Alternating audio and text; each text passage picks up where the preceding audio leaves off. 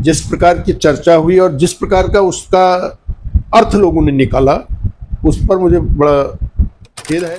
हमने केवल ये कहा कि जल जीवन मिशन के कार्य पैसा होने के बावजूद भी ठीक ढंग से नहीं हो रहे हैं, इनको व्यवस्था करें। लेकिन हमने अधिकारियों को टाइट करने के लिए कहा कि भाई काम करो, खाली तुम ये सोचो कि वैसे ही सरकार आ जाएगी, ये ठीक नहीं है। कल जिला प्लान की बैठक में जिस प्रकार की चर्चा हुई और जिस प्रकार का उसका अर्थ लोगों ने निकाला, उस पर मुझे बड़ा खेद है, क्योंकि हमने कहीं भी माननीय देश के यशस्वी प्रधानमंत्री मोदी जी के बारे में कोई बात ऐसी नहीं कही, या यशस्वी मुख्यमंत्री जी के बारे में कोई ऐसी बात नहीं कही। हमने केवल ये कहा कि जल जीवन मिशन के कार्य पैसा होने के बावजूद भी ठीक ढंग से नहीं हो रहे हैं, इनको व्यवस्था करें। अब इस बैठक में भी अगर इस तरीके की बात नहीं करेंगे तो कहाँ करेंगे?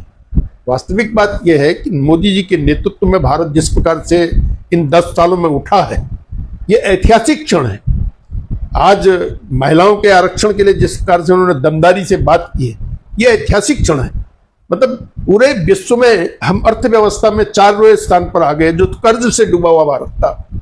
ये मोदी जी के नेतृत्व का कमाल था।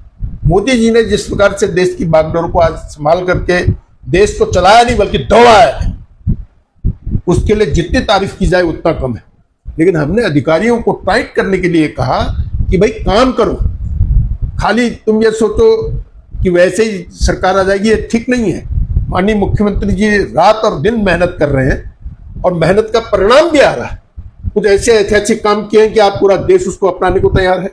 तो दोनों ही नेता प्रदेश में और देश में देश को आगे बढ़ाने के लिए कर रहे हैं, और 47 तक हम देश को बिल्कुल एक स्वावलंबी देश के रूप में खड़ा कर देंगे, पूरे विश्व में जगत गुरु बनाकर खड़ा कर देंगे, ऐसा संकल्प लेकर मोदी जी चल रहे हैं। और उसके साथ पुष्करधामी जी कदम पे कदम मिलाकर चल रहे हैं।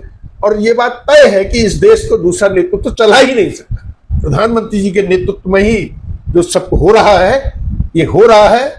उनका नेतृत्व अगर हमको नहीं मिलेगा तो ये देश बहुत खराब स्थिति में आ जाएगा। हम चाहते हैं कि बहुत लंबे समय तक श्रीमान नरेंद्र मोदी जी का नेतृत्व भारत को मिले और भारत ऊंचाइयों को छुए। ये जो कल की बात है, इसको तरोड़ मरोड़ के कहा गया है। हमने केवल अधिकारियों को सख्त निर्देश दिए हैं कि काम करो, उसको गलत तरीके से पेश किया गया है। मैं देश के यशस्वी प्रधानमंत्री जी के लिए दीर्घायु की कामना करता हूं, प्रदेश के मुख्यमंत्री के दीर्घायु की कामना करता हूं, और उम्मीद करता हूं लंबे समय तक इन दोनों का नेतृत्व हमको मिलता रहे। कालाढूंगी और आसपास की हर अपडेट से रूबरू रहने के लिए जुड़े रहिए हमारे साथ।